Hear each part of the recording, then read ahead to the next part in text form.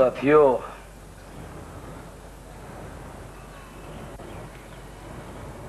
अधिवेशन का तीसरा दिन है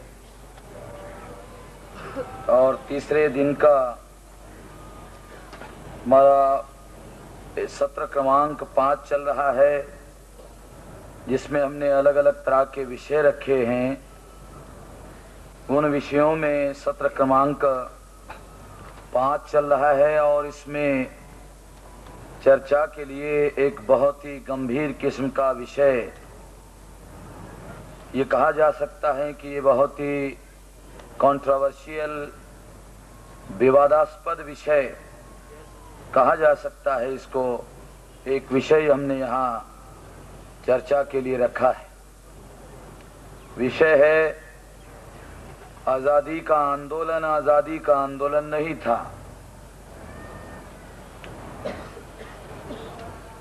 वह तो आर्य ब्राह्मणों के वर्चस्व स्थापित करने के लिए ये उनके आजादी का आंदोलन था। साथियों, जब सब्जेक्ट के पैम्फलेट हमने डिजाइन किए, प्रिंट किए और लोगों में वितरित करना शुरू किया,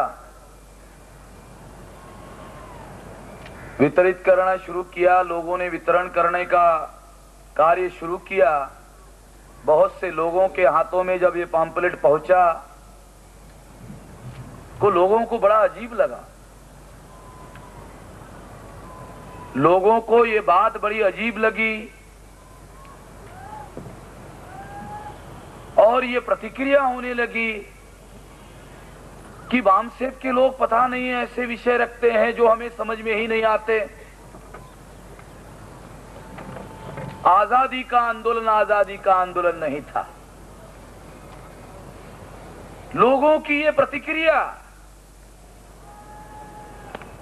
ये हमारे लिए सोचने का विषय है, ये हमारे लिए चिंतन का विषय है कि जो विषय हमने रखा वो कितना जरूरी था। ये इसका गवाह, ये इसका एविडेंस है।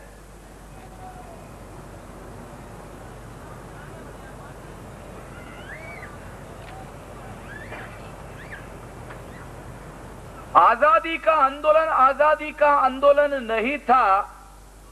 ये आर्य ब्राह्मणों के हमारे ऊपर वर्चस्व स्थापित करने का आंदोलन था। 54 साल के आजादी में उन्होंने अपना वर्चस्व स्थापित करने का कार्यक्रम किया।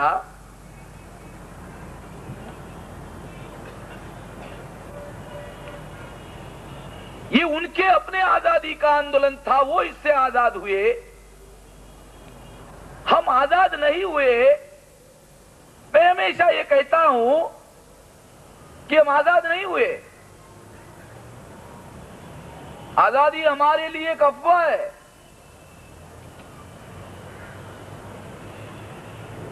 आजादी हमारे लिए एक अफवाह है, परंतु ये बात जो मुझे समझ में आई कि आजादी हमारे लिए एक अफवाह है, ये हमारे भाइयों को, हमारे लोगों को, लार्ज स्केल क्राउड को मालूम नहीं होना चाहिए। इसके लिए हर साल 15 अगस्त को लाल किले के प्राचीर के सामने, प्राचीर पर बहुत बड़ा कार्यक्रम किया जाता है और हर साल आजादी का बड़ा जश्न मनाया जाता है। तो इसलिए नहीं मनाया जाता कि ये देश आजाद हुआ, हम आजाद हुए, इसलिए नहीं मनाया जाता। या जो लोग आजाद हुए वो अपने आजादी का जश्न मनाना चाहते हैं, इसलिए भी वो जश्न नहीं होता। वो जश्न इसलिए होता है कि अगर वो जश्न लाइव टेलीकास्ट नहीं किया जाता टीवी के सामने, अगर वो ऐसा नहीं किया जाता तो ये मानने का आधार था। जब ये लाइव टेलीकास्ट होता है तो सारे देश में सारे लोग जो है अपना सारा काम धंधा छोड़कर वो कार्यक्रम देखते हैं कि हम आजाद हुए हैं। वो लोग देखते हैं हम आजाद हुए हैं। ये कार्यक्रम करने वाले जो लोग हैं उनको आशंका है कि कहीं जो आजाद नहीं हुए उनको ये एहसास न हो जाए कि वो आजाद ना हुए। जो आजाद नहीं हुए उनको कहीं एहसास ना हो कि वो आजाद नहीं हुए। अगर ऐसा एहसास हुआ तो वो अपने आजादी का आंदोलन शुरू कर सकते हैं। तो आप लोगों को ये एहसास ना हो, इसलिए वो हर साल लाल किले के प्राचीर के सामने आजादी का बड़ा जश्न करते हैं, ताकि आप कहीं भूल ना जाए कि अब आजाद हुए। कहीं आप भूल ना जाए कि आप आजाद हुए। अगर आप भूल गए कि आप आजाद हुए तो बहुत बड़ा मामला खड़ा हो जाएगा, बहुत बड़ा बवाल खड़ा हो जाएगा। क्योंकि आपको मालूम हो जाएगा कि अगर आप आजाद नहीं हुए, ऐसा आपको मालूम हुआ, तो उनके लिए बवाल खड़ा हो जाएगा। तो आपको आप आजाद हुए इस बात का वो हर साल कार्यक्रम करके एहसास कराते रहते हैं कि आप आजाद हुए, आप आजाद हुए, आप आजाद हुए।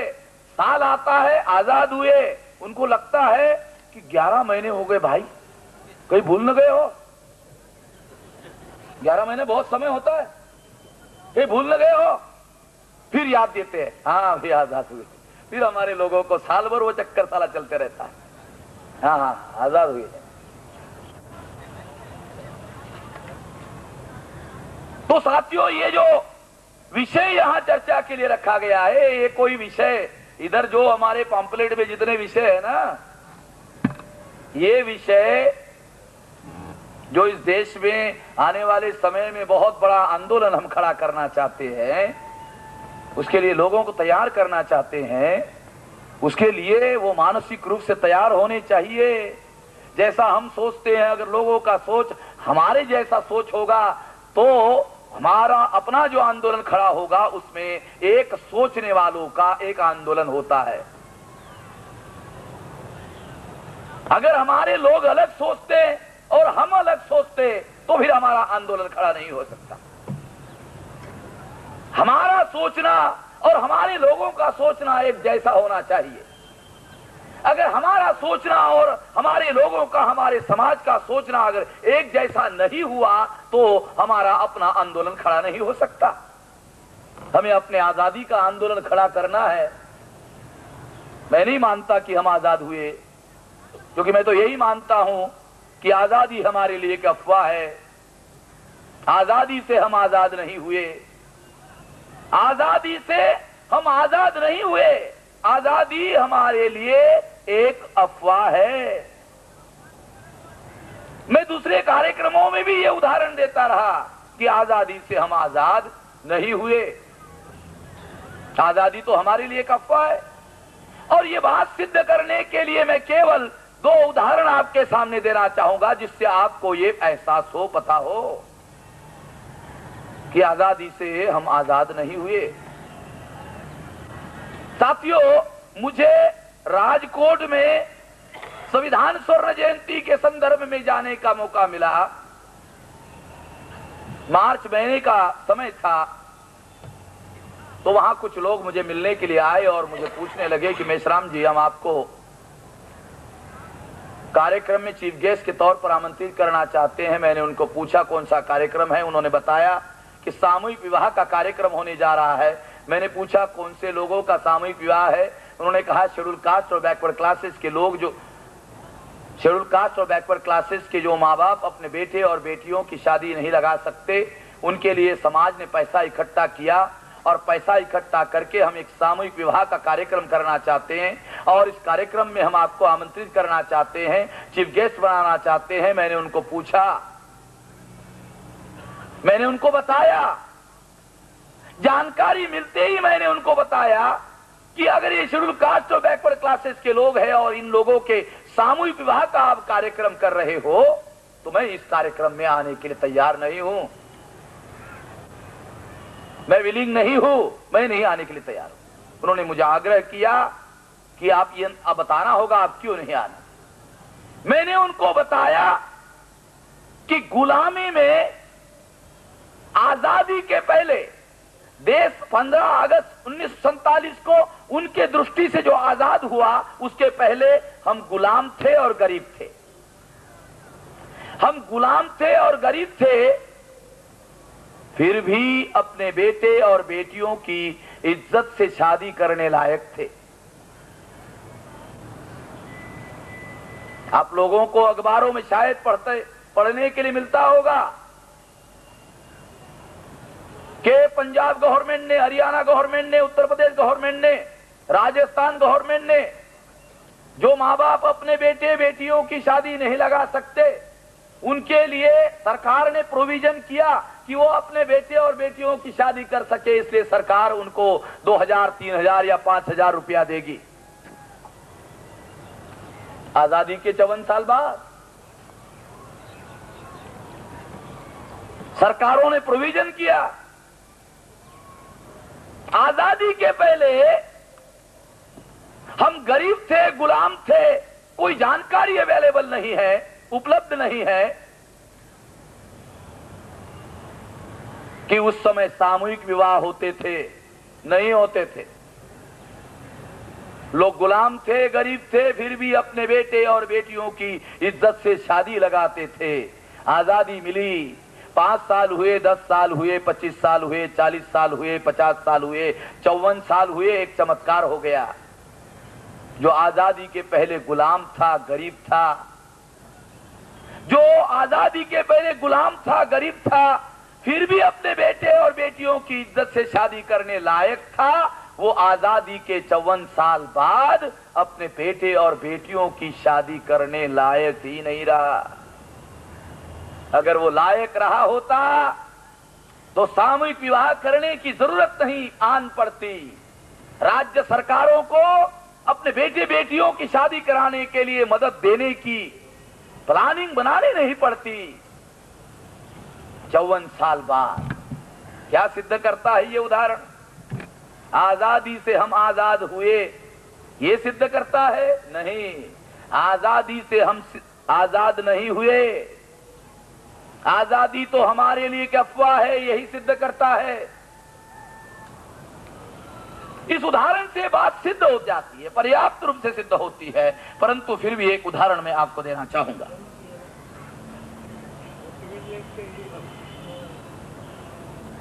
साथियों, पार्लियामेंट में ग्रामीण विकास मंत्रालय की तरफ से एक सवाल के जवाब में जानकारी दी गई कि देश में 20 करोड़ 44 लाख लोग कुपोषण के शिकार है। इसके बारे में एक विषय की चर्चा में ये जानकारी आपको पहले बताई जा चुकी है। 20 करोड़ 44 लाख लोग कुपोषण के शिकार हैं। ये जानकारी सवाल के जवाब में पार्लियामेंट में बताई गई। जब देश आजाद हुआ था, 18 करोड़ लोग गरीबी रेखा के नीचे जी रहे थे। 54 साल आजादी को हुए, 18 करोड़ के 17 नहीं हुए, 18 करोड़ के 60 करोड़ हो गए। गरीबी रेखा खत्म नहीं हुई, गरीबी रेखा खत्म नहीं हुई, और उसमें 20 करोड़ 44 लाख लोग कुपोषण के शिकार हुए। कुपोषण शब्द का बहुत सारे लोगों को, हमारे लोगों को अर्थ समझ में नहीं आता, अनपढ़ों को समझने की जरूरत नहीं है, और हमारे पढ़े लिखे जो लोग हैं वो ये मानकर चलते हैं कि ये किसी बीमारी का नाम रहा होगा। ये बीमारी का भी नाम नहीं है, ये भूखमरी शब्द का पर्याय शब्द है कुपोषण। सरकार कुपोषण शब्द का प्रयोग करती है, भूखमरी शब्द का प्रयोग नहीं करती। शब्दों का प्रयोग भी कौन सा करना चाहिए, कौन सा नहीं करना चाहिए, इसके पीछे भी एक बहुत बड़ा राजनीति का नियम कार्यरत होता है, नीति और रणनीति का नियम कार्यरत होता है। तो इस तरह से साथियों कि देश में बिलो पॉवर्टी लाइन, गरीबी रेखा तो खत्म नहीं हुई, 20 करोड़ 44 लाख लोग कुपोषण के शिकार हुए, अर्थात भूखमरी के शिकार हुए और भीखमुरी के कगार पर उनको पहुंचा दिया गया।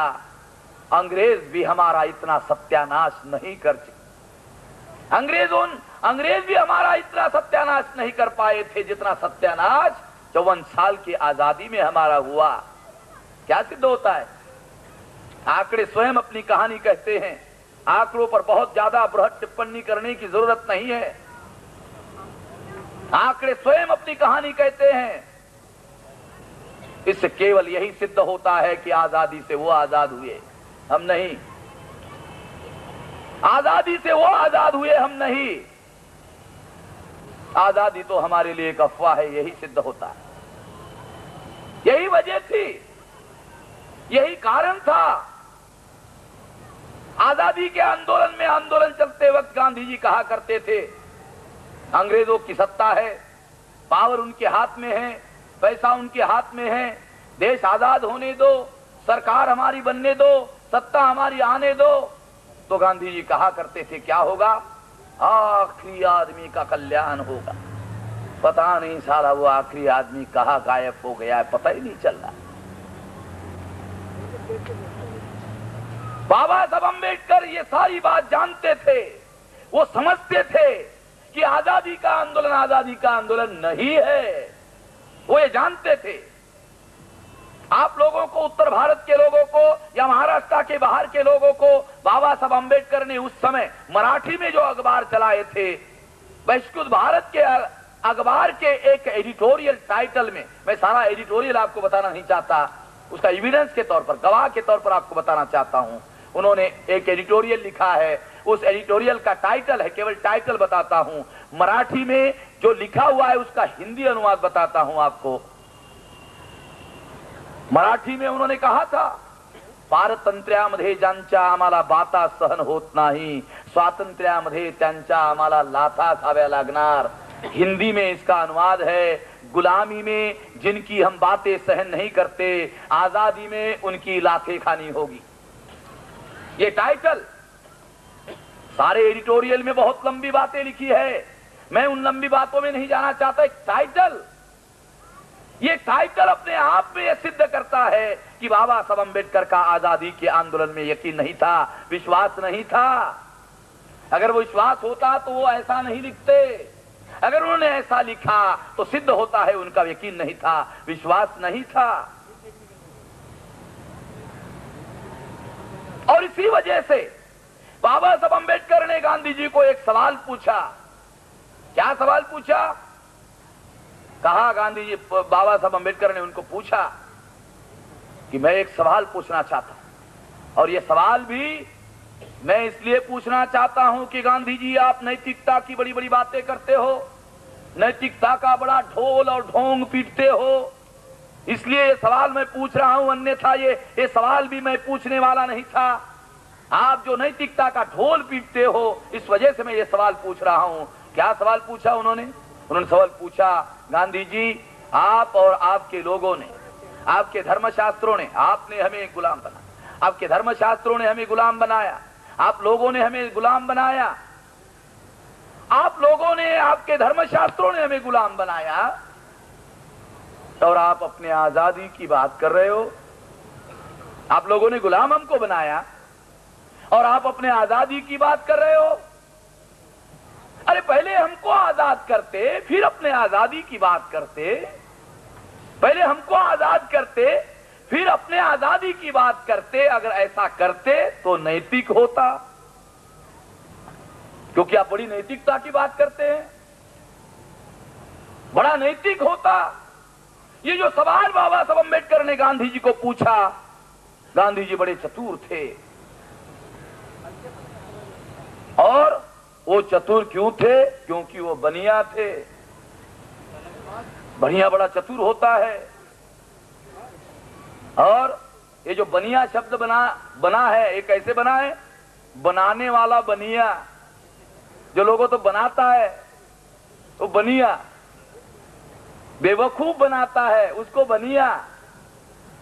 ये शब्द बनने का भी कोई, शब्द का निर्माण जो होता है उसके पीछे भी कोई कारण होता है। शब्द अपने आप नहीं बनता, हिस्टोरिकल पर्सपेक्टिव होता है। गांधी जी बनिया थे। सौराष्ट्र में जब मैं गया तो मुझे एक जानकारी मिली, गांधी जी सौराष्ट्र के थे। सौराष्ट्र के लोग यहां है, वो जानते कि गांधी जी जो है, गांधी जी की जो जाति है वो मोंड, बनिया में एक मोंड नाम की, यहां सौराष्ट्र के लोग हैं, मोंड नाम की एक बनिया जाति है। तो सौराष्ट्र में एक कहावत है कि कोड सारों पर मोंड नहीं सारते। मुझे सौराष्ट्र के लोगों ने बताया। आप लोगों को इसका अनुवाद बताता हूं कि शरीर पर जो कोड होती है वो ठीक है, परंतु ये जो मोंड है ये ठीक नहीं है। गांधी जी उस मोंड बनिया जाति थे, जिसके लिए सौराष्ट्र के लोग ये कहते हैं।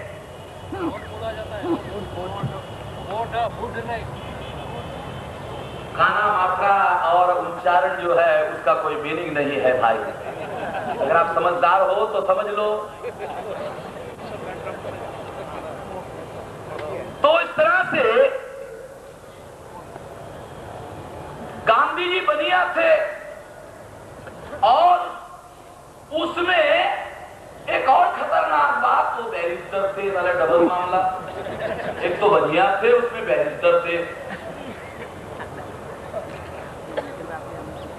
बनिया ही बहुत चतुर होता है, अनपढ़ और गवार भी बनिया जो है वो बहुत चतुर होता है, उसमें वो बैरिस्टर थे।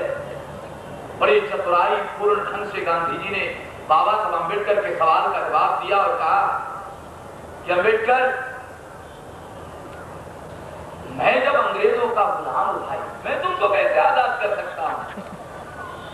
जब मैं अंग्रेजों का गुलाम हूं तो मैं तुमको कैसे आजाद कर सकता हूं?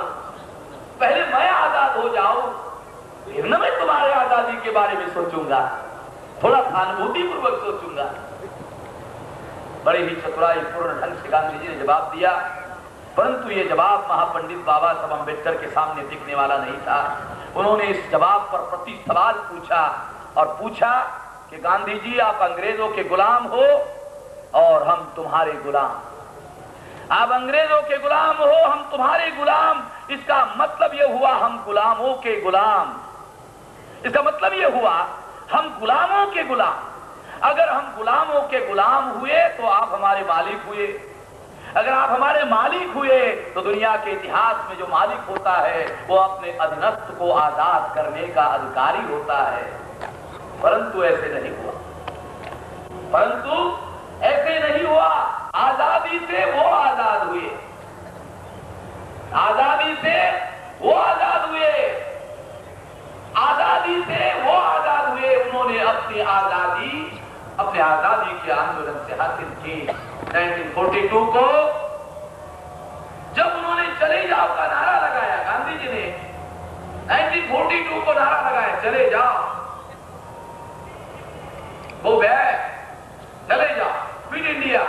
अंग्रेजी में नारा था 1942 को, क्विट इंडिया, भारत छोड़ो।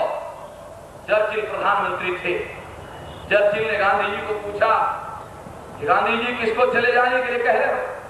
उन्होंने कहा अंग्रेजों को। तो क्यों कह रहे हो? आप विदेशी हो इसलिए चले जाओ, क्विट इंडिया, भारत छोड़ दो। तो चर्चिल ने धीरे से गांधी जी को कहा, गांधी जी आप भी तो विदेशी हो। चर्चिल बहुत बुद्धिमान आदमी था, बहुत चतुर था, गांधी जी से थोड़ा सा ज्यादा ही चतुर था। चर्चिल ने गांधी जी को कहा कि आप भी तो विदेशी हो। आपको याद है आपके जीवन में, मैं उदाहरण देना चाहता हूं, चर्चिल ने गांधी जी को कहा कि आपके जीवन में रेलवे का बहुत इंपॉर्टेंस है। साउथ अफ्रीका में जब आप थे, मैं थोड़ा आपको याद दिलाऊं, जब आप रेल के फर्स्ट क्लास में टिकट निकाल कर बैठे तो अंग्रेजों ने आपको सामान समेत उठाकर रेलवे स्टेशन पर फेंक दिया। आपको याद है रेलवे और रेलवे स्टेशन का आपके जीवन में बड़ा महत्वपूर्ण महत्व। रेलवे स्टेशन पर जो रेल पहले आती है वो पहले चली जाती है। आपकी रेल 2-2.5 हजार साल पहले आई हमारी तो 150 साल। तो आप छोड़ रहे, आप कह रहे हो भारत छोड़ो, कोई बात नहीं, हम छोड़ने के लिए तैयार है। आपकी जो गाड़ी है वो 2000 साल पहले आई है, तो रेलवे स्टेशन के नियम के अनुसार आपकी गाड़ी भगाओ आगे, हम आपके पीछे भगाते हैं। चलो दोनों छोड़ देते हैं। चर्चिल बहुत चतुर था, थोड़ा सा गांधी जी से चतुर था, मगर गांधी जी ने बड़ी चतुराई पूर्ण ढंग से चर्चिल को कहा, यह आजादी हम अपने लिए थोड़ी मांग रहे हैं, वो उनके लिए मांग रहे हैं, हमारे लिए। गांधी जी ने ये बात किया, ये आजादी हम अपने लिए नहीं मांग रहे, ये आजादी हम उन्हीं के लिए तो मांग रहे। मगर गांधी जी ने जो चर्चिल को कहा, ऐसा हुआ नहीं, ऐसा देश में हुआ नहीं। क्या हुआ? ये होने की बजाय क्या हुआ? मैं एक उदाहरण साउथ इंडिया के एक उदाहरण के साथ जोड़कर आपको समझाना चाहता हूं। आंदोलन चल रहा था, उस समय की बात है 1925 की। अंग्रेजों ने तमिलनाडु में मद्रास प्रेसिडेंसी में एक कमेटी बनाई कि सरकार जो फैसिलिटी बैकवर्ड क्लासेस के लोगों को देती है, उसका फायदा बैकवर्ड क्लासेस के लोगों को कैसा हो रहा है, उसकी समीक्षा करने के लिए कमेटी बनाई गई। उस कमेटी पर पेरियार रामास्वामी को एक मेंबर के तौर पर लिया गया। जब वो कमेटी कई किस्म के हॉस्टल्स और एजुकेशनल फैसिलिटी देखने के लिए गई, तो एक हॉस्टल में उन्होंने देखा, एक ही हॉस्टल में बैकवर्ड क्लासेस के लोग और ब्राह्मण लोग रहते हैं। ब्राह्मणों का खाना ब्राह्मण रसोईया पकाता है और नॉन ब्राह्मण लोगों का खाना दूसरा रसोईया पकाता है। ये भेदभाव उन्होंने जब हॉस्टल में देखा तो पेरियार ने ऑब्जेक्शन लिया कि अगर आपको भेदभाव करना ही है तो सरकार के पैसे से तुम ऐसा नहीं कर सकते, अपने घर में करो। सरकार के पैसे से भेदभाव नहीं कर सकते, ये खत्म करना होगा। जब ये बात नहीं मानी गई, पेरियार ने आंदोलन शुरू कर दिया। जब पेरियार ने उस बात के विरोध में आंदोलन शुरू कर दिया, जातीय भेदभाव, अनटचेबिलिटी, इसके विरोध में जब आंदोलन शुरू कर दिया, तो गांधी जी का टेलीग्राम पेरियार को गया और कहा कि पेरियार, ये कांग्रेस का कार्यक्रम नहीं है। कौन सा कार्यक्रम? जातीय भेदभाव के विरोध में लड़ना, ये कांग्रेस का कार्यक्रम नहीं है। ये गांधी जी ने कहा, रिकॉर्डेड बात बता रहा हूं मैं, ये कार्यक्रम कांग्रेस का कार्यक्रम नहीं है। जब ये टेलीग्राम पेरियार को मिला तो पेरियार ने कहा, अगर ये कार्यक्रम कांग्रेस का कार्यक्रम नहीं है तो मैं आज से, अभी से मैं कांग्रेस में नहीं हूं। और 1925 को पेरियार ने कांग्रेस छोड़ दी। और जब उन्होंने छोड़ी तो पेरियार ने एक खास किस्म का शब्द प्रयोग किया था कि गांधी जी अगर इसी तरह का काम करते रहे तो देश में डेमोक्रेसी नहीं, ब्राह्मणोक्रेसी आएगी। देश में डेमोक्रेसी नहीं, देश में ब्राह्मणोक्रेसी आएगी। एक नया शब्द उन्होंने निर्माण किया। ये बात उन्होंने 1925 को कही। पेरियार ने 1925 को जो बात कही, जब देश के पहले चुनाव में, संसदीय चुनाव में जब देश में चुनाव हुआ, 3% ब्राह्मणों को जवाहरलाल नेहरू ने 60% टिकटें दी और 56% ब्राह्मण चुनवा कर लाए और देश के संसद पर ब्राह्मणों का कब्जा हुआ। देश के संसद पर ब्राह्मणों का कब्जा हुआ और इस तरह से देश पर ब्राह्मण राज की स्थापना हुई, ब्राह्मणोक्रेसी की स्थापना हुई। 1925 को पेरियार ने जो कहा वो गांधी जी ने सत्य साबित कर दिया और उसे सत्य पर अवतरित कर दिया। कितना दूर देखते थे पेरियार, कितना दूर देखते, कितना दूर का विजन था उनके पास।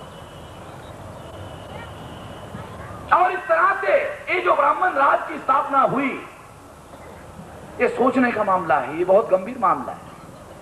अगर हम थोड़ा सा और विस्तार से देखें, अगर हिस्टोरिकल विश्लेषण करें, इतिहास का आधार ले, अगर इतिहास के उदाहरणों का आधार लेकर यह सिद्ध करने का प्रयास करे कि किस तरह से आर्य ब्राह्मणों ने अपना वर्चस्व स्थापित करने के लिए आजादी के आंदोलन को इस्तेमाल किया, अपने आजादी के लिए इस्तेमाल किया। 1930 तक 1885 को कांग्रेस की स्थापना हुई और 1930 तक कांग्रेस के पास ये रिजोल्यूशन भी पास नहीं किया कि देश को आजादी मिलनी चाहिए। कितने लोगों को जानकारी है? सब लोगों को यही बताया जाता है ये आजादी का आंदोलन था। मैं आपको बताऊं 1885 को कांग्रेस की स्थापना हुई और 1930 को रिजोल्यूशन पास हुआ।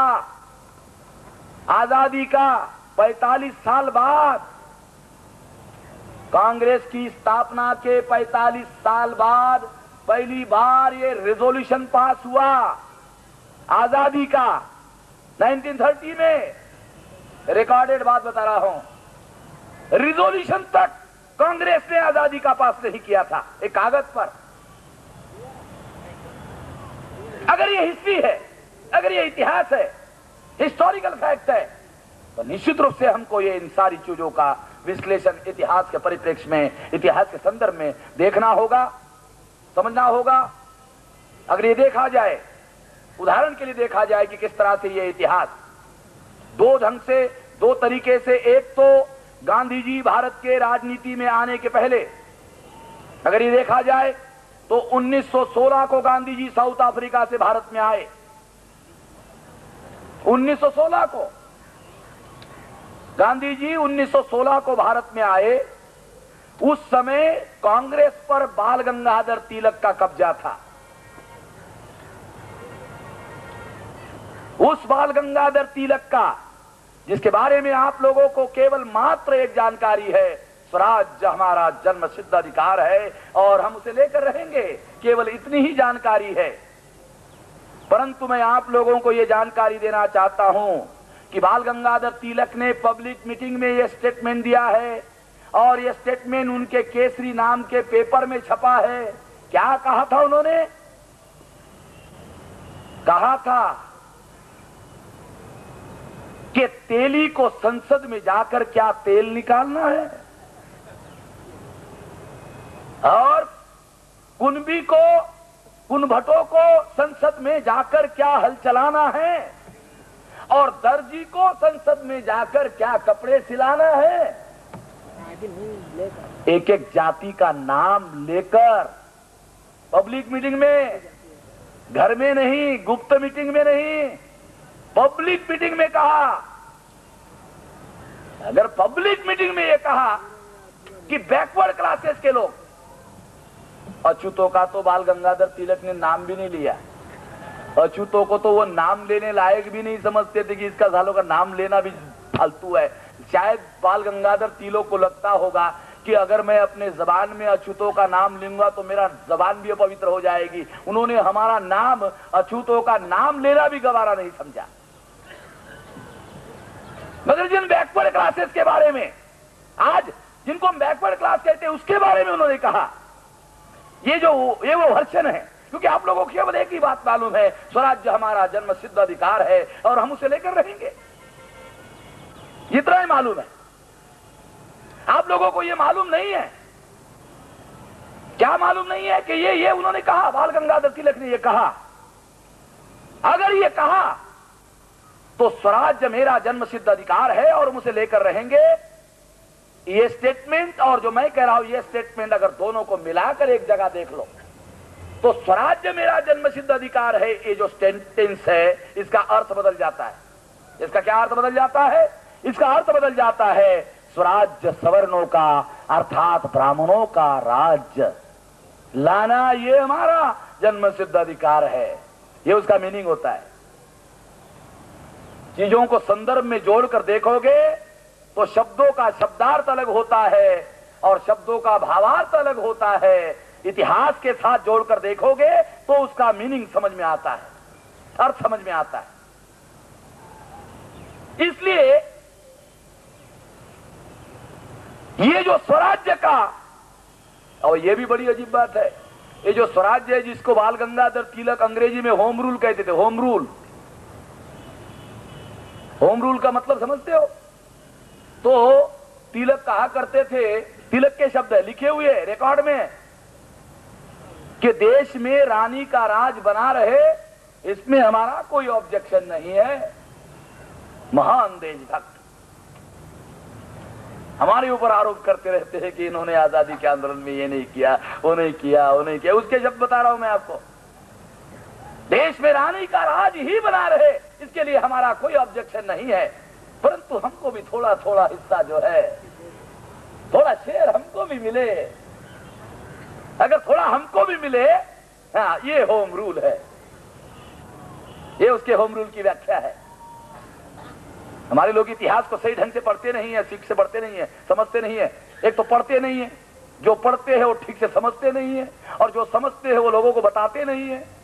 बड़ा मामला फंसा हुआ है, सारा मामला फंसा हुआ है। क्योंकि बताने के लिए हौसला चाहिए, करेज चाहिए, और करेज जो है, जिसके पास कन्विक्शन नहीं है उसके पास करेज नहीं होता। करेज इधर उधर से नहीं आता, कन्विक्शन होता है, सिद्धांतों में दृढ़ विश्वास, उसको कहते हैं कन्विक्शन। जिसका सिद्धांतों में दृढ़ विश्वास होता है उसमें कन्विक्शन होता है, और जिसमें कन्विक्शन होता है उसमें करेज होता है, और जिसमें करेज होता है वो लोगों को सच बताते हैं और डरते नहीं है। क्योंकि सच बताना खतरा है, दुनिया में और कोई खतरा नहीं है, सबसे बड़ा खतरा है सच बताना। क्योंकि जब सच बताओगे तो जो झूठ का फंदा जिन्होंने बना रखा है वो कटता है, और वो लोग सारे मिलकर आपके खिलाफ में आक्रमण करते हैं। इसके लिए वो आपस का बैर भी भूल जाते हैं और मिलकर आपके खिलाफ में आक्रमण करते हैं। बहुत खतरनाक बात है। इसलिए बाल गंगाधर तिलक ने जो कहा उसका जो मीनिंग है, स्वराज्य में सवर्णों का राज्य, ब्राह्मणों का राज्य, ब्राह्मणों का राज्य वो लाना चाहते थे। अगर इस बात को आप अपर्याप्त समझते हो तो और एक उदाहरण दूं। बाल गंगाधर तिलक मृत्यु शैया पर पड़े थे, मगर जान निकल नहीं रही थी बाहर। उनके मित्र लाल बाल पाल, लाला लजपत राय, बिपिन चंद्र पाल, बाल गंगाधर तिलक कलकत्ता से दौड़े दौड़े बिपिन चंद्र पाल पूना आए। देखा बाल गंगाधर तिलक मृत्यु शैया पर पड़े हुए हैं। उन्होंने देखा कि इसकी जान अटक हुई है, अटकी हुई है, निकल नहीं रही है, मरने को है, मृत्यु शैया पर है, मगर जान निकल नहीं रही है। अपने मित्र को इस तरह की हालत में देखते हुए उसको ये आया कि इसकी जान जल्दी निकलनी चाहिए। बिपिन चंद्र पाल को लगा कि बाल गंगाधर तिलक की जान जल्दी निकल जाए तो उसको थोड़ा सा आराम हो जाए, ये बहुत दुख और तकलीफ में है।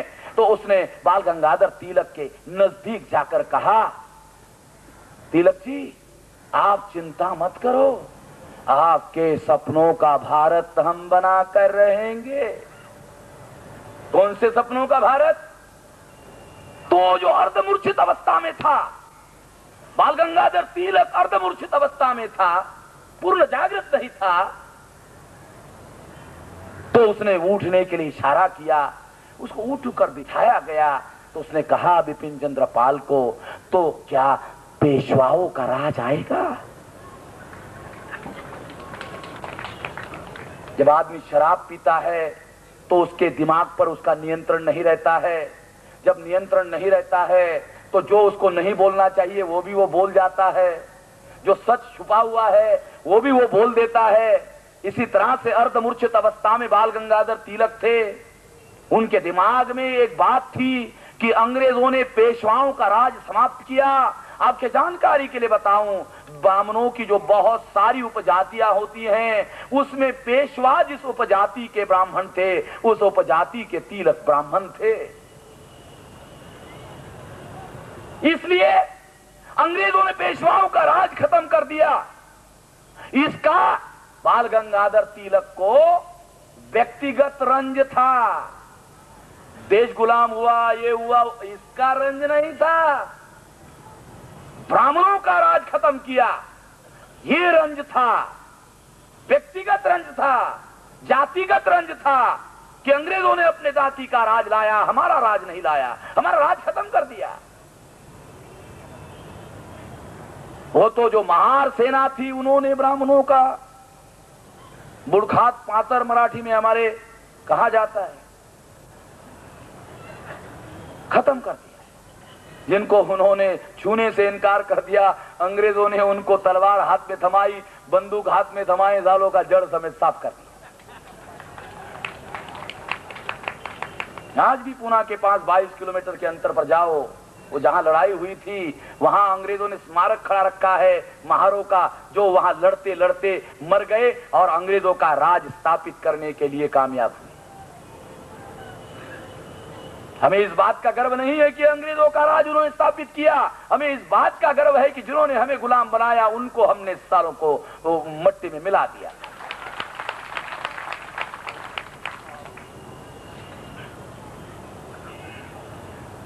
बाल गंगाधर तिलक उन पेशवाओं का राज लाना चाहते थे जिन पेशवाओं ने शूद्र, ओबीसी और अछूत जातियों के ऊपर कितना भयानक अन्याय किया। ये अन्याय की कहानियां धनंजय कीर का जो ज्योतिराव फुले का चरित्र है उसे आप पढ़ लो तो आपको पता चलेगा किस तरह का अन्याय उन्होंने किया। उन पेशवाओं का बाल गंगाधर तिलक पुनः राज स्थापन करना चाहते थे, इसलिए नहीं लड़ रहे थे कि वो सब जनता का स्वराज्य का मतलब है सब लोगों का राज्य, बिल्कुल नहीं। सबका राज्य लाना उनका उद्देश्य नहीं था। स्वराज्य का मतलब है सबका राज नहीं, सवर्णों का राज्य स्थापित करना, यह स्वराज्य का अर्थ था। इसलिए उनकी लड़ाई थी। और ये मृत्यु छैया पर पढ़े जो उनके मुंह से सच निकल गया, यह सिद्ध करता है कि आजादी का आंदोलन नहीं था। वो अपने जाति का वर्चस्व, ब्राह्मणों का वर्चस्व स्थापित करने के लिए शुरू किया गया आंदोलन था। इतना ही नहीं, तिलक की मृत्यु हुई 1920 को और गांधी जी कांग्रेस के नेता बने, तो गांधी जी ने कोई परिवर्तन नहीं किया, मगर गांधी जी ने एक परिवर्तन किया। कांग्रेस पार्टी में सदस्य बनना आम आदमी के लिए संभव नहीं था। गांधी जी बड़े चतुर थे। गांधी जी ने आम आदमी को चवन्नी भरो और कांग्रेस का मेंबर हो जाओ, सबके लिए दरवाजे खोल दिए। चतुर था, होशियार था। क्या चतुराई थी गांधी जी में? गांधी ये जानते थे कि वह वर्ण व्यवस्था में तीसरे वर्ण के हैं, इसलिए 2 वर्ण के लोग उनके ऊपर है और जो वर्ण के लोग उनके ऊपर है वो उनके अनुयायी नहीं बन सकते। अनुयायी बनने का मतलब है नीचे लगना। गांधी जी इस तथ्य को जानते थे, इसलिए गांधी जी ने अपना सबसे पहला अनुयायी सरदार वल्लभ भाई पटेल को बनाया, जो उसके नीचे था, शूद्र था। सरदार वल्लभ भाई पटेल को गांधी जी ने, शूद्र था, चौथे वर्ण का था, इसलिए अपने नीचे वर्ण के आदमी को गांधी जी ने अपना अनुयायी बनाया। अहमदाबाद में जाओ तो प्रदर्शनी लगी हुई है सरदार पटेल की, वहां एक फोटो और उसके नीचे लिखा हुआ है गांधी जी का स्टेटमेंट, यदि मुझे सरदार वल्लभ भाई पटेल और उनकी मेरी मुलाकात नहीं हुई होती तो संभवतः आजादी का आंदोलन जीतने में मैं कामयाब नहीं होता। ये आकलन है गांधी जी का। सरदार वल्लभ भाई पटेल का महत्व उस सेंटेंस में है। गांधी जी ने आम आदमी के लिए सदस्यता के दरवाजे खोल दिए। खोलने से सदस्यता नहीं बनी, सरदार वल्लभ भाई पटेल ने इस आंदोलन को गांव-गांव में, देहातों में, किसानों में इस आंदोलन को फैलाया और वो सदस्यता जो है उन्होंने करवाई। सरदार वल्लभ भाई पटेल का उन्होंने इस आंदोलन में बहुत बेहतरीन ढंग से उपयोग और प्रयोग किया। और जब समय आया, प्रधानमंत्री बनाने का समय आया, मौलाना आजाद कांग्रेस पार्टी के प्रेसिडेंट थे, उनकी टर्म खत्म हो गई, दूसरा अध्यक्ष कांग्रेस का बनाने का मौका आया, गांधी जी कहा करते थे मैं कांग्रेस पार्टी का चवन्नी का भी मेंबर नहीं हूं, मगर कांग्रेस का कोई भी काम गांधी जी के मर्जी के खिलाफ नहीं हो सकता था।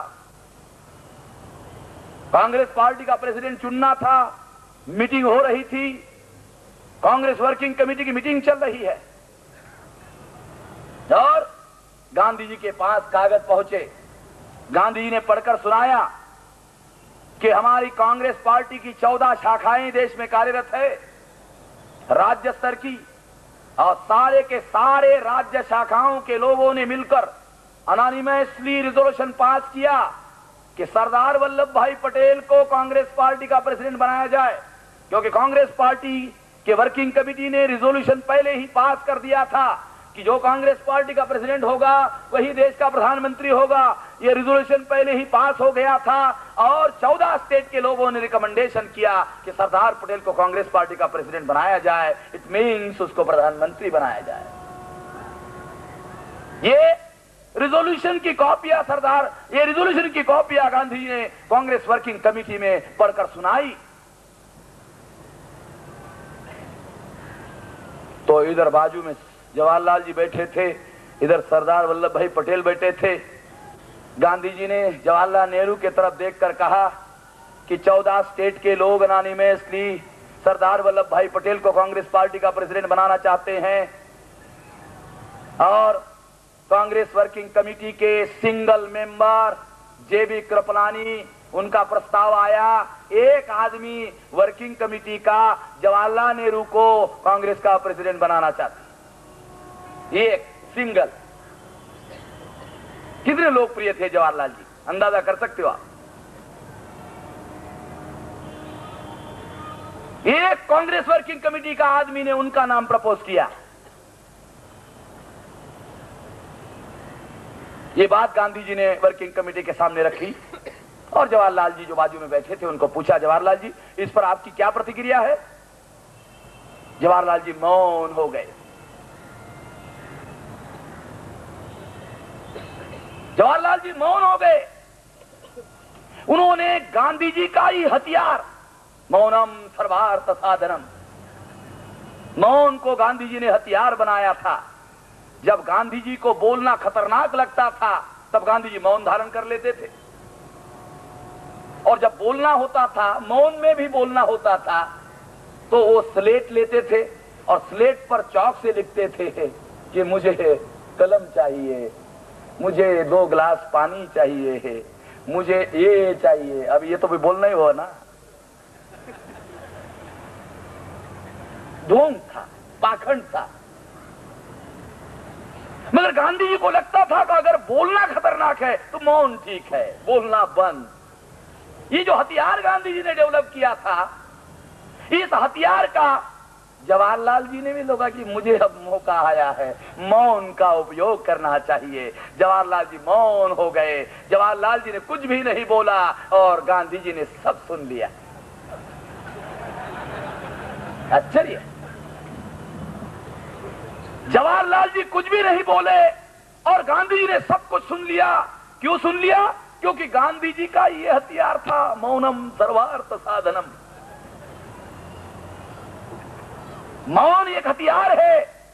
गांधी ने समझ लिया कि जवाहरलाल जी इससे सहमत नहीं है। उन्होंने कागज का एक चीट निकाला, उस पर लिखा कि सरदार तुम अपना नाम पीछे ले लो। सरदार को चिट दी, सरदार ने देखी, अपने पैकेट में रखी और अपना नाम उन्होंने विड्रॉल कर दिया। 2 ही लोगों का नाम था। कांग्रेस प्रेसिडेंट के लिए केवल 2 लोगों का नाम था। एक आदमी ने विड्रॉ किया अपने आप, जवाहरलाल नेहरू अनअपोज सिंगल समर्थन से, एक आदमी का समर्थन था केवल, और एक आदमी के समर्थक आदमी को गांधी जी ने कांग्रेस पार्टी का प्रेसिडेंट बनाया और प्रेसिडेंट बनते ही अपने आप जवाहरलाल जी देश का प्रधानमंत्री बन गए। गांधी जी ने सरदार पटेल के साथ ऐसी धोखेबाजी क्यों की? गांधी जी के प्रपौत्र है राजमोहन गांधी, उन्होंने किताब लिखी सरदार पटेल की। सरदार पटेल एक समर्पित जीवन, समर्पण, राष्ट्र के लिए इन्होंने समर्पण किया। वाह, बराबर है, बहुत अच्छा है, सही कहा। तो वो राजमोहन गांधी ने कहा कि ये किताब और ये सत्य मैं उद्घाटन क्यों कर रहा हूं? क्योंकि सरदार पटेल के साथ धोखेबाजी हुई, इसका मैं पश्चाताप करना चाहता हूं। गांधी जी ने सरदार पटेल के साथ धोखेबाजी की। कौन कह रहा है? गांधी जी का प्रपौत्र, मैं और आप नहीं, गांधी जी का प्रपौत्र राजमोहन गांधी। ये गांधी जी ने सरदार पटेल के साथ धोखेबाजी की और इसका मैं पश्चाताप करना चाहता हूं, इसलिए मैं ये कह रहा हूं। परंतु ये पश्चाताप करने वाले व्यक्ति ने भी आधा सत्य कहा। गांधी जी ने सरदार पटेल के साथ धोखेबाजी की, ये सत्य 50% है। गांधी जी ने सरदार पटेल के साथ धोखेबाजी क्यों की, ये उन्होंने नहीं कहा। उन्होंने केवल आधा सत्य कहा, आधा मैं पूरा कर देता हूं।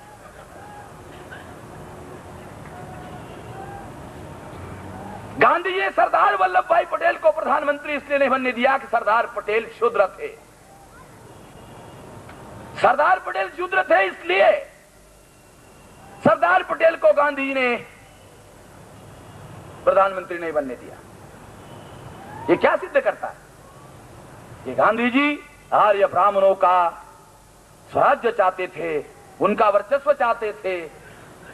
उनका वर्चस्व स्थापित करने के लिए उन्होंने ये किया, अनजाने में उन्होंने नहीं किया, योजनाबद्ध तरीके से उन्होंने ये किया। और ऐसा मैं क्यों कह रहा हूं, इसके दो और उदाहरण हैं। क्योंकि आप लोग ये कह सकते हैं कि इसका कोई और कारण रहा होगा, ये कारण रहा होगा। मैं भी मान लेता अगर ये सिंगल उदाहरण होता, मगर ऐसे और दो उदाहरण हैं। इसलिए ये केवल अनजाने में नहीं हुआ। सुभाष चंद्र बोस कांग्रेस पार्टी के चुनाव में चुनाव लड़ने के लिए खड़े हुए। गांधी जी ने उनको कहा चुनाव मत लड़ो। टंडन के विरोध में उन्होंने चुनाव लड़ा और बड़े भारी मत से गांधी जी के ना कहने के बावजूद भी सुभाष चंद्र बोस कांग्रेस पार्टी के प्रेसिडेंट चुनकर आए और कांग्रेस पार्टी के प्रेसिडेंट गांधी जी की इच्छा के विरोध में बने। गांधी जी को बिल्कुल ये बर्दाश्त नहीं हुआ, बिल्कुल बर्दाश्त नहीं। दुनिया वाले कहते हैं गांधी जी बड़े डेमोक्रेटिक थे, बहुत डेमोक्रेटिक थे। अरे जो इलेक्टेड प्रेसिडेंट था, सुभाष चंद्र बोस को इलेक्टेड प्रेसिडेंट था, गांधी जी ने पहले दिन से उसको काम ही नहीं करने दिया और मजबूर होकर सुभाष चंद्र बोस ने मजबूर होकर कांग्रेस पार्टी का प्रेसिडेंटशिप का इस्तीफा दे दिया। केवल कांग्रेस पार्टी का नहीं, केवल प्रेसिडेंटशिप का नहीं, गांधी जी ने उसको मजबूर कर दिया, काम ही नहीं करने दिया। सुभाष चंद्र बोस को इस्तीफा देने के लिए मजबूर कर दिया कांग्रेस। सुभाष चंद्र बोस ने केवल प्रेसिडेंटशिप का इस्तीफा नहीं दिया, कांग्रेस पार्टी का भी इस्तीफा दिया। और कौन सा संगठन बनाया? Forward block. इसका मीनिंग समझते हो? फॉरवर्ड ब्लॉक का हर चीज दुनिया में किसी न किसी संदर्भ में होती है। अगर सुभाष चंद्र बोस ने अपने संगठन का नाम फॉरवर्ड ब्लॉक रखा, फॉरवर्ड ब्लॉक, तो इसका मतलब है कोई ना कोई बैकवर्ड ब्लॉक है। इसका मीनिंग संदर्भ है। तो किसको वो बैकवर्ड ब्लॉक कहना चाहते थे? जिस पार्टी को, जिस गांधी जी ने उसको छोड़ा, जिस गांधी जी ने उसको मजबूर कर दिया, उसको वो ये बैकवर्ड है, सनातनी है, ये ब्राह्मणवादी है, बैकवर्ड ब्लॉक, ये प्रगतिशील नहीं है, ये उसका मीनिंग होता है। फॉरवर्ड ब्लॉक नाम रखने का ऐतिहासिक संदर्भ है। उन्होंने अपने संगठन का नाम फॉरवर्ड ब्लॉक रखा क्योंकि कांग्रेस बैकवर्ड ब्लॉक, सनातनी ब्लॉक, ब्राह्मणवादी ब्लॉक।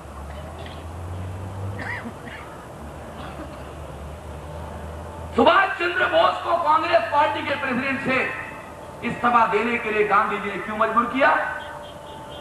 सुभाष चंद्र बोस कायस्थ थे और वर्ण व्यवस्था में कायस्थ ब्राह्मण नहीं होता, क्षत्रिय नहीं होता, वैश्य नहीं होता, जो 3 वर्ण का नहीं होता वो अपने आप ही शूद्र होता है।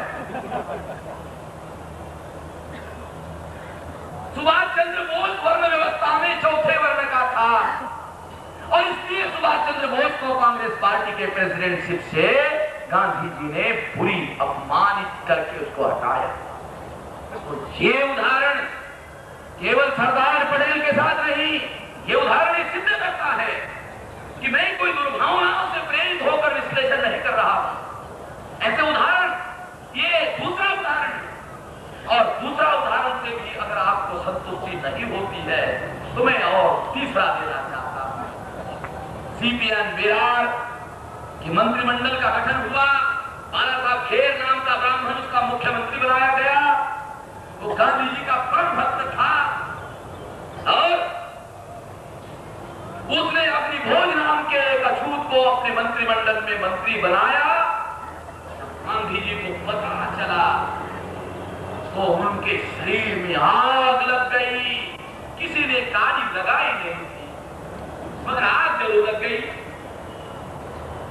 और उन्होंने सरदार पटेल को इस जिम्मेवारी पर लगाया, जाओ बाला साहब खेर को उस मंत्री को मंत्रिमंडल से निकलवाने के लिए कहो।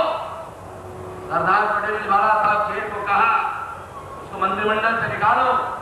बाला साहब खेर ने पूछा क्यों, तो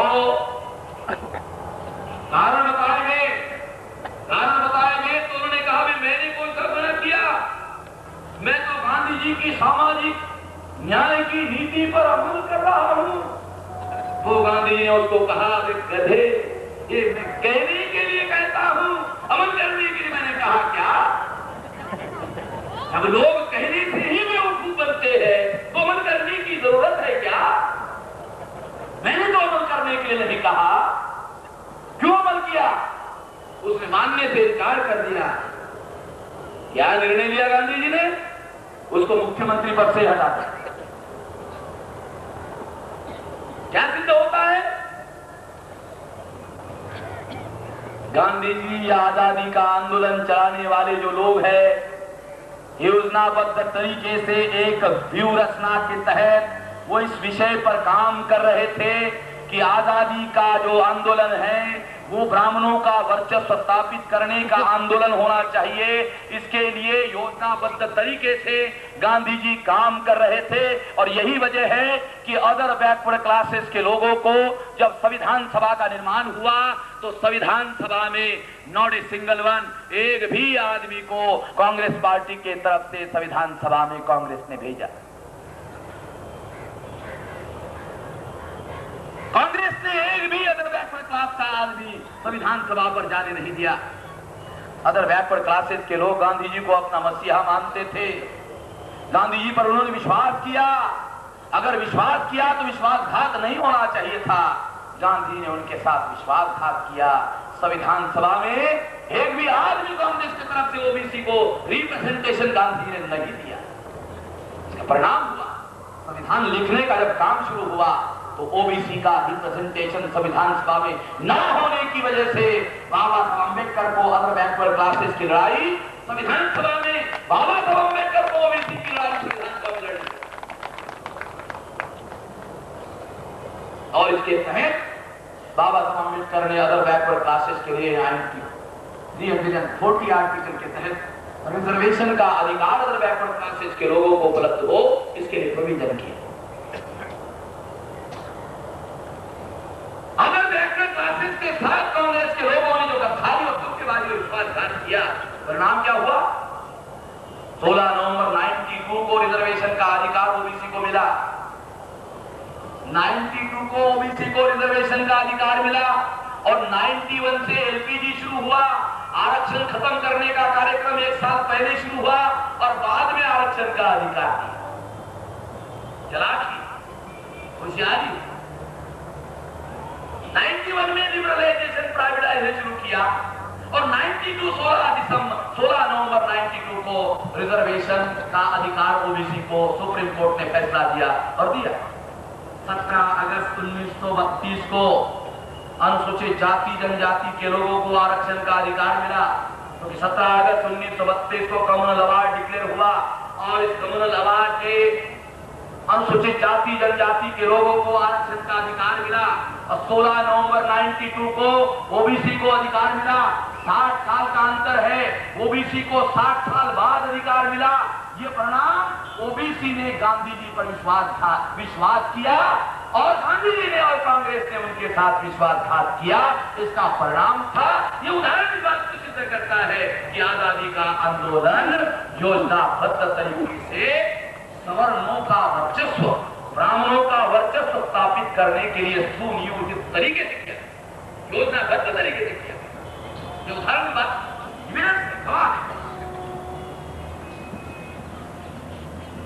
अनुसूचित जाति और जनजाति के लोग पार्लियामेंट में जो पॉलिटिकल रिप्रेजेंटेटिव है वो बोलते ही नहीं। आपको मालूम है संविधान में एक फंडामेंटल राइट है। वर्मा जी यहाँ हाई कोर्ट के वकील हैं और उनको वो फंडामेंटल राइट को आधार लेकर ही केस उनकी खड़ी करते रहते हैं। मैं वकील नहीं हूं। ये फंडामेंटल राइट का वायोलेशन हुआ, इसलिए ये नहीं होना चाहिए। कॉन्स्टिट्यूशन में एक फंडामेंटल राइट है, freedom of speech and freedom of expression. आपको अपने विचार अभिव्यक्त करने की पूर्ण आजादी है, पूर्ण अधिकार है, और ये अधिकार केवल मात्र अधिकार नहीं है, फंडामेंटल राइट है। ये फंडामेंटल राइट है। अनुसूचित जाति और जनजाति के लोग पार्लियामेंट में बोलते ही नहीं है और बोलने की पूरी आजादी है। कॉन्स्टिट्यूशन में बोलने की पूरी आजादी है, परंतु हमारे अनुसूचित जाति और जनजाति के जो इलेक्टेड रिप्रेजेंटेटिव है, नेता है, उन पर पाबंदी लगाई गई है। अगर बोलोगे तो आपको टिकट नहीं मिलेगा, आपको ये नहीं होगा, वो नहीं होगा, आपको बिल्कुल बोलना नहीं है। इंग्लैंड के पार्लियामेंट में हम कहते हैं कि इंग्लैंड के पार्लियामेंट से हमने बहुत सी परंपराएं ली। इंग्लैंड के पार्लियामेंट में व्हिप निकालने का पार्टियों को अधिकार नहीं है, मगर भारत के पार्लियामेंट में व्हिप निकालने का अधिकार है कि आपको ये करना चाहिए, आपको वो करना चाहिए, नहीं करेंगे तो ये होगा, वो होगा। पार्टी के नेताओं को यह अधिकार है और इस वजह से अनुसूचित जाति और जनजाति के मेंबर पार्लियामेंट जो है वो पार्लियामेंट में अपना मुंह नहीं खोलते, बोलते नहीं है। अगर उन्होंने अनुसूचित जाति जनजाति के इलेक्टेड रिप्रेजेंटेटिव को ना बोलने देने के लिए मजबूर किया, इसका मतलब है उन्होंने हमारे नेताओं को गुलाम बनाया। अगर इलेक्टेड रिप्रेजेंटेटिव को आप अपना नेता समझते हैं तो उन्होंने आपके नेताओं को गुलाम बनाया। अगर जो लोग 54 साल की आजादी में आपके नेताओं को गुलाम बना सकते हैं तो क्या ये आजादी आपकी आजादी है? नेताओं को आपको तो कुत्ता भी नहीं पूछता है। नेताओं की बोल रहा हूं मैं, आपको कौन पूछता है? नेताओं को बोलने नहीं दिया जाता। शरद पवार कांग्रेस वर्किंग कमेटी में अपनी इच्छा से बोलता है, जेमिनी है, उनके मित्र है, जानते हैं। अपनी इच्छा से बोलने की इच्छा एक आध बार शरद पवार को हुई, एक आध बार हुई, कभी होती नहीं है मगर हुई। हुकी आई, हमारे मराठी में उसको हुकी आई बोलते हैं। बोला तो उसका पत्ता ही कांग्रेस वर्किंग कमेटी से साफ कर दिया। कांग्रेस वर्किंग कमेटी में 18 लोगों में रिस्पेक्टेड व्यक्ति, स्ट्रॉन्ग मैन, बोलने नहीं दिया। बोलने की आजादी, गुलामी किसको कहते हैं? जो तुम्हारा अधिकार है वो तुमको बोलने नहीं दिया जाता। गुलामी आखिरी है क्या?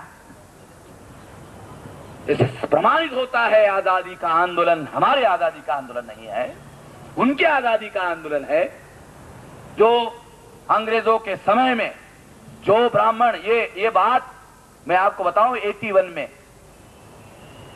रामविलास पासवान 81 में हमारे चंडीगढ़ के अधिवेशन में आए, क्योंकि चंडीगढ़ के अधिवेशन में कर्पूरी ठाकुर को हमने चीफ गेस्ट बुलाया था और रामविलास पासवान को कर्पूरी ठाकुर ने टिकट देकर मेंबर पार्लियामेंट बनाया था। उस समय रामविलास पासवान 28 साल का लौंडा था। आपको शायद ये शब्द ठीक नहीं लगता हो मगर ये सच है। तो क्या कर रहा था उस समय मालूम है? 81 में वो कर्पूरी ठाकुर का झोला अपने साथ टांग कर आ रहा था पीछे पीछे। कर्पूरी ठाकुर का झोला, समाजवादियों की एक पहचान हुआ करती थी, वो झोला रखा करते थे। वो झोला टांग कर उसका वाहक बना हुआ था पीछे पीछे 81 के चंडीगढ़ के अधिवेशन में। तो कर्पूरी ठाकुर को हमने बोलने के लिए दिया तो उन्होंने कहा मुझे भी थोड़ा सा 5-10 मिनट, चलो तुम भी बोलो। तो क्या कहा? रिकॉर्ड में है, हमारे छापा हुआ है। उन्होंने बामसेब के लोगों को अपील किया कि हम भी पॉलिटिकली बाउंडेड लेबर है, हमको भी आजाद करो। हमने छापा है, छपा हुआ है, 81 का हमारे पास ऑपरेशन इंडियन है, छपा हुआ है। हम भी पॉलिटिकली बाउंडेड लेबर है, हमको आजाद करो। उस समय उन्होंने एक बात कही थी कि गुलामी में ब्राह्मण इंस्पेक्टर और सब इंस्पेक्टर भी बनने लायक नहीं थे। 14 अगस्त 1947 को 7 तक जो ब्राह्मण इंस्पेक्टर एंड सब इंस्पेक्टर बनने के लायक नहीं थे, वो 15 अगस्त को आईजी और डीआईजी बन गए। खास बात कही, वो 15 अगस्त को आईजी और डीआईजी बन गए। गुलामी में कायस्थ सबसे ज्यादा आईसीएस हुआ करते थे, क्योंकि वो रियली इंटेलिजेंस हुआ करते थे। तो अंग्रेजों के समय में भी वो आईसीएस हुआ करते थे। सबसे ज्यादा संख्या में आईसीएस कायस्थ हुआ करते थे, कायस्थ शुद्रा थे। मगर आजादी के अंदर क्या हुआ, जो इंस्पेक्टर और सब इंस्पेक्टर भी बनने के लायक नहीं थे अंग्रेजों के समय में, वो आजादी में आज 71% ब्यूरोक्रेसी में आईएएस आईपीएस लोग जो है वो ब्राह्मण है। क्या वो मेरिट की वजह से? मेरिट की वजह से नहीं, आजादी का आंदोलन ब्राह्मणों का वर्चस्व स्थापित करने का आंदोलन था। इसलिए योजनाबद्ध तरीके से जवाहरलाल नेहरू ने यह सारा कुछ किया। जवाहरलाल नेहरू ब्राह्मणों का वर्चस्व स्थापित करने का काम करते रहे और अखबार वाले लिखते रहे कि जवाहरलाल जी बहुत प्रगतिशील है, बहुत लोकतांत्रिक है, सेकुलर है, बच्चों के चाचा है। न जाने साले हम उल्लू लोग, बेवकूफ लोग, गधे लोग क्या क्या जवाहरलाल को कहते रहते हैं। 3% ब्राह्मणों को अगर 60% टिकटें जवाहरलाल ने दी, 56% ब्राह्मण अगर उन्होंने चुनवा कर लाए, बिल्कुल नहीं कहा जा सकता जवाहरलाल जी प्रगतिशील है, लोकतांत्रिक है, सेकुलर है, नहीं कहा जा सकता। मगर हम उल्लू लोग, हमको प्रचार माध्यमों ने ऐसी एक छाप बनाई है। और ऐसी छाप बनाने का अभियान क्यों चलाया गया? क्यों उसी समय छुप छुप कर जवाहरलाल जी ब्राह्मणों का वर्चस्व स्थापित करने का आंदोलन चला रहे थे। ये काम जवाहरलाल जी बड़े शांति से कर सके, इसलिए उनकी एक इमेज प्रचार माध्यमों के माध्यम से बनाई गई, ताकि ये षड्यंत्रकारी काम को वो अंजाम दे सके। जब वो षड्यंत्र कर रहे थे तब वो देशभक्त है ऐसा प्रचार हो रहा था। जैसे अटल बिहारी वाजपेयी ने बाबरी मस्जिद गिराई गई तो उस पर पार्लियामेंट में क्या स्टेटमेंट दिया कि बाबरी मस्जिद गिराया जाना, उस पर क्या स्टेटमेंट दिया आप जानते? राष्ट्रीय भावनाओं का प्रकटीकरण था। जब ये देशद्रोह करते हैं तो उसको भी राष्ट्रभक्ति कहते हैं।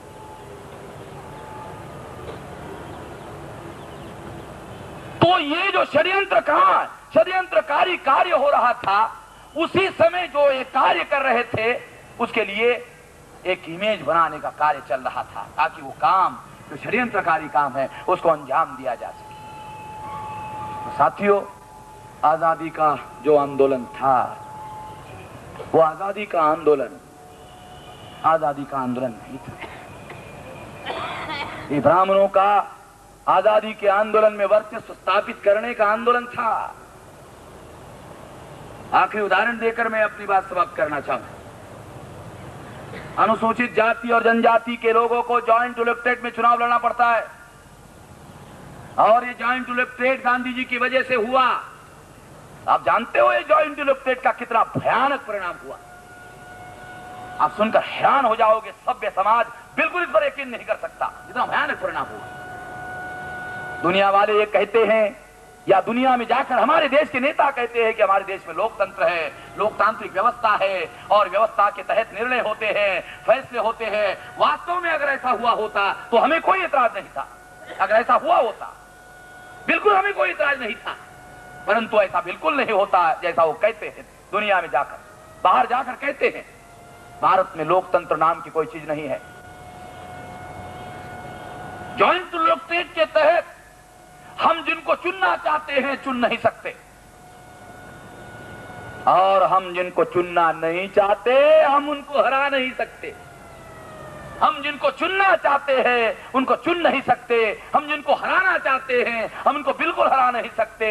परिणाम हुआ, बाबा साहब अम्बेडकर के शब्दों में कहता हूं कि पूना पैक्ट ने यह परिणाम किया, और Poona pact disfranchised our people.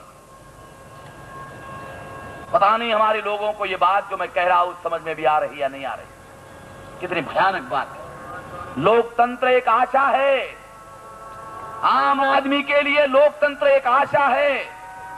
वो ये आशा कर सकता है कि हमारे पास जो वोट का अधिकार है, इस वोट के अधिकार का उपयोग एक न एक दिन करके हम अपनी आजादी हासिल कर लेंगे, हक और अधिकार हासिल कर लेंगे, इसका उपयोग करेंगे और हासिल करेंगे। परंतु जॉइंट इलेक्टोरेट के माध्यम से उन्होंने क्या किया? Poona pact disfranchised our people. इसका मतलब है कि उन्होंने, संविधान ने तो हमको वोट का अधिकार दिया, मगर वोट का अधिकार प्रभावहीन बना दिया। डिसफ्रेंचाइज्ड, प्रभावहीन बना दिया। वोट को प्रभावी नहीं होने दिया जाता, मतलब हम जिसको चुनना चाहते हैं चुन नहीं सकते, जिसको नहीं चुनना चाहते हैं वही हमारा नेता बनता है, वही हमारा प्रतिनिधि बनता है। इसने हमारे वोट के अधिकार को खत्म कर दिया। केवल संविधान में ये लिखा हुआ है वोट का अधिकार, मगर उसको प्रभावी हम जैसा करना चाहते थे गांधी जी ने वो करने नहीं दिया और डिसफ्रेंचाइज कर दिया। और इस डिसफ्रेंचाइज ने इतना भयानक परिणाम ला दिया कि जो लोकतांत्रिक अधिकार जिस वोट के अधिकार पर खड़े हैं वो सारे के सारे प्रभावहीन बन गए। देश में संविधान लागू नहीं हुआ, उसके लिए जॉइंट इलेक्टोरेट जिम्मेवार है, जॉइंट इलेक्टोरेट के लिए गांधी जी जिम्मेवार है, और गांधी जी इसलिए जिम्मेवार है क्योंकि उन्होंने इसलिए किया क्योंकि वो ब्राह्मण राज की स्थापना करना चाहते थे। आजादी का आंदोलन नहीं था, आर्य ब्राह्मणों का वर्चस्व स्थापित करने का आंदोलन था। इन सारे उदाहरणों से, सारी बातों से, सारे लॉजिक से यही प्रमाणित होता है कि आजादी का आंदोलन नहीं था, आर्य ब्राह्मणों के वर्चस्व को स्थापित करने का आंदोलन था। साथियों, जो जानकारी, जो विश्लेषण, जो कंक्लूजन आपके सामने प्रस्तुत किया गया, इसके पहले इस तरह का मुझे नहीं लगता कि इस तरह का कोई विश्लेषण, इस तरह की कोई जानकारी, इस तरह की कोई बातें हमारे पास, कोई लिटरेचर अवेलेबल हो, कोई साहित्य अवेलेबल हो। मेरे आज तक जानकारी में नहीं बात आई। इसलिए हमारे लोगों का मन और मस्तिष्क वो जो कह रहे हैं कि आजाद हुआ उन्हीं को मानते हैं। इसलिए मैंने ये सोचा कि जब तक हमारे लोग ये मानते रहे कि देश आजाद हुआ तब तक हम अपने आजादी का आंदोलन शुरू नहीं कर सकते। जब तक वो ये नहीं मानेंगे कि हम आजाद नहीं हुए, और जिस दिन लोग ये मानेंगे कि हम आजाद नहीं हुए उसी दिन से हमारे आजादी का आंदोलन शुरू हो सकता है। इतना ज्यादा महत्वपूर्ण मामला है, इतना साधारण मामला नहीं है जिसको आप साधारण ढंग से मत लीजिए। इसलिए आप ध्यान से सुने, आपने ध्यान से सुना और इस बात को, इसके मंतव्य को, इसके अर्थ को, इसके आशय को, इसके संदेश को आप जन जन तक पहुंचाने का कार्य करेंगे। इतनी आशा करते हुए अपनी बात यहाँ समाप्त करता हूँ। धन्यवाद।